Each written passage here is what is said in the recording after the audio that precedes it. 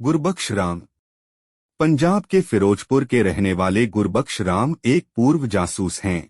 उन्हें पाकिस्तानी सेना द्वारा इस्तेमाल किए हथियारों व गोला बारूद के बारे में संवेदनशील जानकारी इकट्ठा करने के लिए पाकिस्तान भेजा गया।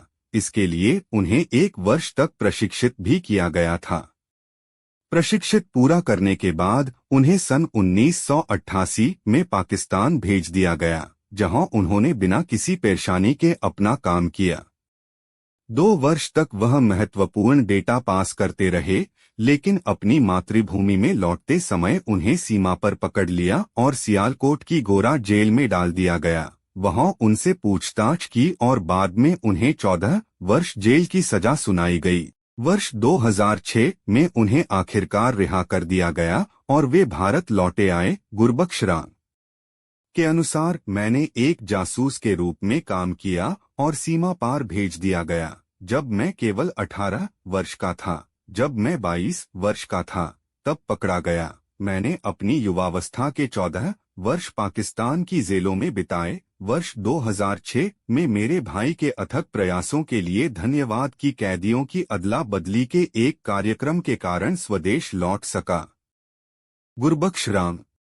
मेरी विवाह नहीं हो पाया है, फिर भी देश के लिए हमने जो भी बलिदान दिया है उसके लिए मुझे कोई मुआवजा नहीं मिलता और अब मैं एक निर्माण स्थल पर दिहाड़ी मजदूर के रूप में काम करता हूं। मायूस गुरबख्श राम ने बताया। गुरबख्श राम अकेले नहीं हैं, जिन्हें भारतीय जासूस होने के कथित आरोपी के आधार पर पाकिस्तान की जेलों में डाल दिया गया। पिछले 20 वर्षों में कई और मामले सामने आए हैं, जहां भारतीय पुरुषों को भारतीय जासूस करार दिए जाने के बाद अपने परिवारों से दूर पाकिस्तान की जेलों में बंद रहने लिए मजबूर होना पड़ा है।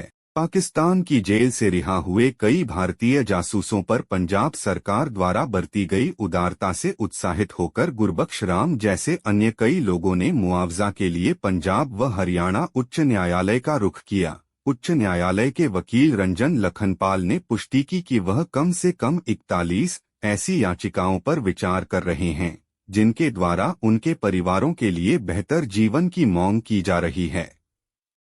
रंजन लखनपाल के अनुसार मामले बढ़ते जा रहे हैं। केंद्र सरकार ने इन जासूसों को मान्यता देने से इनकार कर दिया, जिन्होंने अपने जीवन का प्रमुख समय सलाखों के पीछे बिताया। उन्होंने कहा कि इनमें से ज्यादातर लोग अमृतसर, फिरोजपुर और गुरदासपुर जिलों के सीमावर्ती इलाकों से हैं।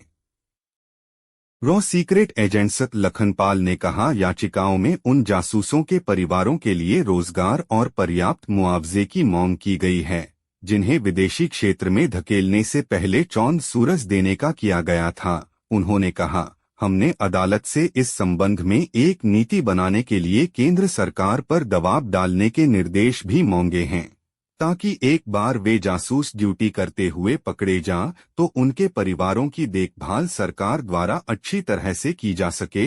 सूत्रों का कहना है कि इन जासूसों के प्रति भारतीय अधिकारियों के उदासीन रवैये ने न केवल नई भर्ती को हतोत्साहित किया है, बल्कि राष्ट्रीय सुरक्षा के लिए महत्वपूर्ण सूचना के प्रवाह को भी आंशिक रूप से समाप्त कर दिया है। इसी क्रम में वर्ष 2006 में रिहा होने से पहले पाकिस्तान की जेलों में 14 वर्ष बिताने वाले गुरबख्श राम ने कहा, हमारे क्षेत्र से कोई भी अब अपनी जान जोखिम में डालने को तैयार नहीं है, क्योंकि अधिकारियों को हमारे परिवारों की चिंता नहीं रहती है।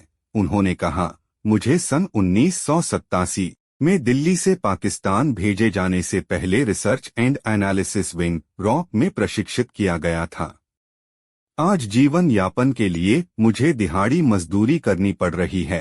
रॉ और इंटेलिजेंस ब्यूरो (IB) के अधिकारी इस बात से सहमत हैं कि इन जासूसों के परिवारों की खराब स्थिति के बारे में गुरबख्श राम परेशान करने वाली रिपोर्टों ने एक हद तक नई भर्ती को हतोत्साहित किया है। अधिकारियों ने कहा, यह निश्चित रूप से सीमा पार से सूचना के सुचारू प्रवाह को प्रभावित है, विशेष रूप से पाकिस्तान से, जो राष्ट्रीय सुरक्षा की चिंताओं को अद्यतन करने के लिए सबसे महत्वपूर्ण है।